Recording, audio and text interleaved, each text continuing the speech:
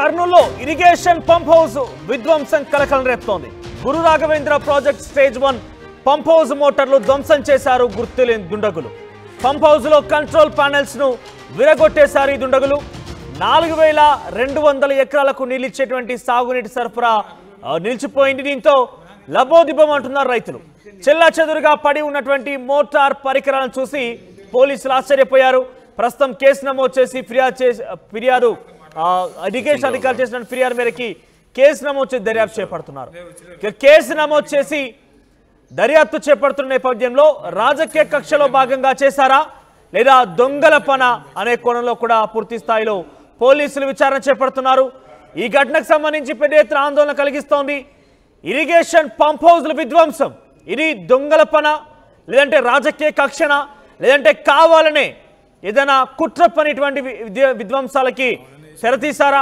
ఇలా అనేక కోణాల్లో కూడా పోలీసులు విచారణ చేపడుతున్నారు. Guru Raghavendra project stage 1 pump house దగ్గర జరిగింది. మోటార్ల యొక్క పరికరాలు చెల్లాచెదురుగా పడినటువంటి దృశ్యాలు మనం చూస్తున్నాం. వాటి స్క్రీన్ పైన సుమారుగా 4200 ఎకరాలకి సాగునీరు అందించేటువంటి ఈ ప్రాజెక్ట్ ఇదంతా కూడా దీంతో పూర్తి స్థాయిలో ఈ యొక్క చెల్లాచెదురుగా పడివేసిపోయిన నేపథ్యంలో అక్కడ సాగునీటి సరఫరా నిలిచిపోయింది. ప్రస్తుతానికి ఆందోళన కలిగిస్తోంది. రైతులంతా కూడా లబోదిబం అంటున్నారు. గురు రాఘవేంద్ర స్టేజ్ 1 పంప్ హౌస్ లో గుర్తు తెలియని దుండగులు ఇటువంటి నిర్వహణకి పాల్పడ్డారు. ఎస్, ఒకసారి మనతో పాటుగా హుస్సేన్ జాయిన్ అవుతున్నారు. ఎస్ హుస్సేన్తో ఒకసారి మాట్లాడి తెలుసుకుందాం. ఎస్ హుస్సేన్, సో అక్కడ పరికరాలు చెల్లాచెదురుగా పడి ఉన్నాయి. అటువంటి దృశ్యం ఆర్టీవీ స్క్రీన్ మీద చూస్తున్నాం. సో ఈ నేపథ్యంలో ఏదైనా ధ్వంసం చేసిన నేపథ్యంలో వాళ్ళందరూ కూడా అక్కడ నుంచి కాజేశారా, దొంగల పనిగా చెప్తున్నారా?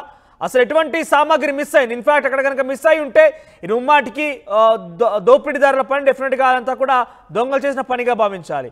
లేదా రాజకీయ కక్ష ఏమైనా ఉందా? మనోజ్, కర్నూలు జిల్లా మంత్రాలయం మాధవరం సమీపంలో ఏర్పాటు చేసిన గురు రాఘవేంద్ర ప్రాజెక్టు సంబంధించిన నెంబర్ 1 పంప్ హౌస్ ధ్వంసం చేశారు కొంతమంది గుర్తు తెలియని దుండగులు. ఒకవైపు తుంగభద్ర నుంచి పెద్ద ఎత్తున వరద ప్రవాహం వస్తున్నటువంటి నేపథ్యంలో లిఫ్ట్ ఇరిగేషన్ ద్వారా ఈ ప్రాజెక్టుకి నీరు విడుదల చేయాలనేసి అధికారులు భావిస్తున్నటువంటి నేపథ్యంలో గుర్తు తెలియని దుండగులు నిన్నటి రోజున రాత్రి పెద్ద అక్కడ పరికరాలు మొత్తం ధ్వంసం చేశారు.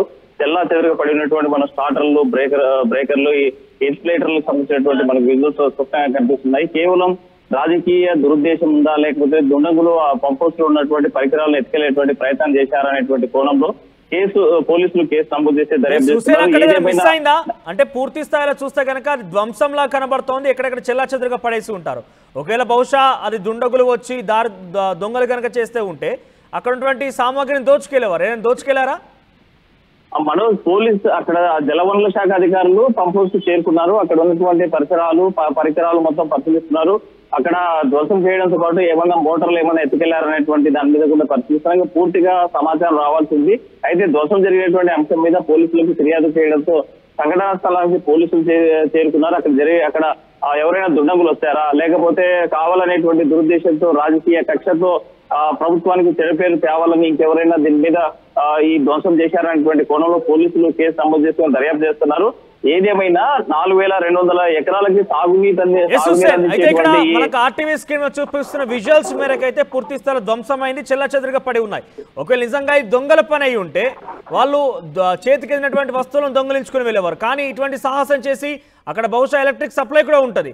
ఇవన్నీ కూడా ధ్వంసం చేసి సాహసం చేసి ఒక ప్రాణాల మీద కొని తెచ్చుకునే పరిస్థితి ఉండకపోవచ్చు. సో ఈ నేపథ్యంలో అక్కడ సీసీటీవీ ఫుటేజ్ ఏమైనా ఉన్నాయా?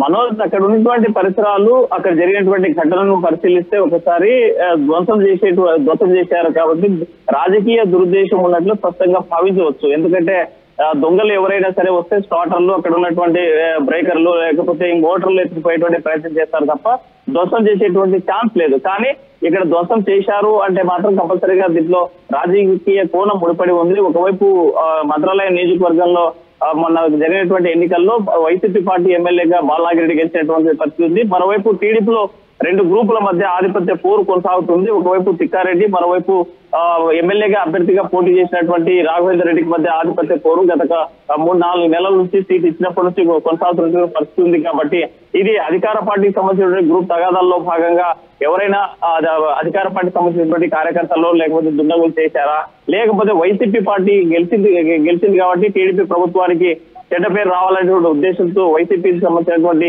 దుండగులు ఎవరైనా చేశారా అనేటువంటిది పెద్ద చర్చ కొనసాగుతున్నటువంటి పరిస్థితి ఉంది. అయితే CCTV ఫుటేజెస్ కానీ ఏమైనా దొరికాయా మనోజ్? అక్కడ ఎలాంటి సీసీ ఫుటేజ్ కానీ ఇవన్నీ ఏమీ కనిపించడం లేదు, ఏర్పాటు చేసినటువంటి పరిస్థితులు అయితే కనిపించడం లేదు.